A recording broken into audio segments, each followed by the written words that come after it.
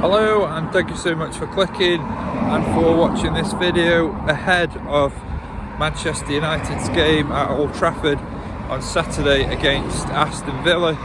We are coming off the back of our second defeat in the last 3 games, and something I'm starting to think is a bit of a, or could become a bit of a midweek curse. We lost to Young Boys last Tuesday night.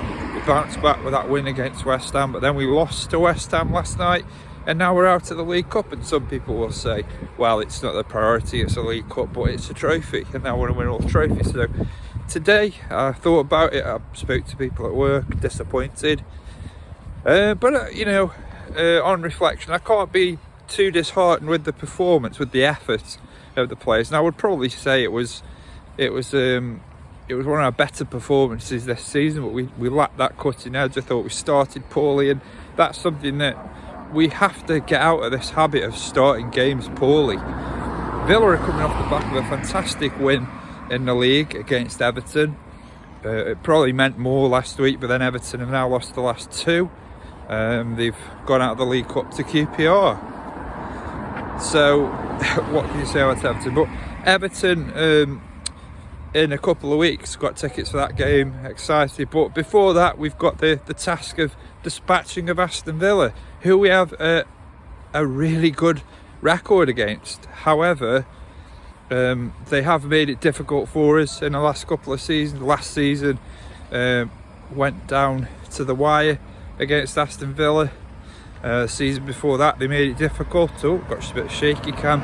So it's going to be a difficult game, and I think Villa are still sort of finding a way, or trying to find a way of living in a world with without Jack Grealish, but times have changed, they've moved on, the club has moved on.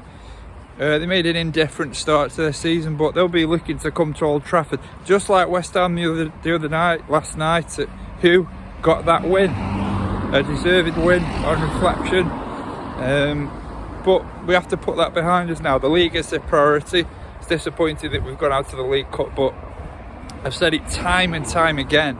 I've used the words broken record time and time again, and we're very early in the season. I don't know what to make of this Manchester United team. Now, last night Ollie made numerous changes, so you can look at that and you can say whatever you want, but in the league, inconsistent performances, not performing well, not gelling, not clicking. Some of those players last night, I'd say the player who deserves a lot of credit last night, and I don't think he's got the plaudits that he's deserved, Donny van de Beek. I thought he was absolutely magnificent last night. He was everywhere. To a man, I thought he was exceptional. And I think, I've listened to people talking about Van de Beek. I've listened to people talking about, I call it like it was turning the wrong way then. That would have been interesting. People have talked about, Fred and McTominay and Van de Beek and that pairing being all his favourites. Well, they are his favourites, and they've been pretty consistent. But I like Fred, I like McTominay, but I'd say McTominay is more consistent than Fred.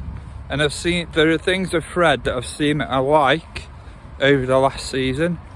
He just looked completely lost when he arrived, and he's found his feet, but I don't want to use the word liability, but he makes a lot of mistakes, and I think we've seen a fair few already this season when I've watched him. Now, I don't want to hate on Fred, but I think the time has come for Van de Beek to get a run, because what's the worst that could happen? I think Van de Beek has not covered himself in glory. I think they've been with that game last night. That's 3 really good performances over the last year.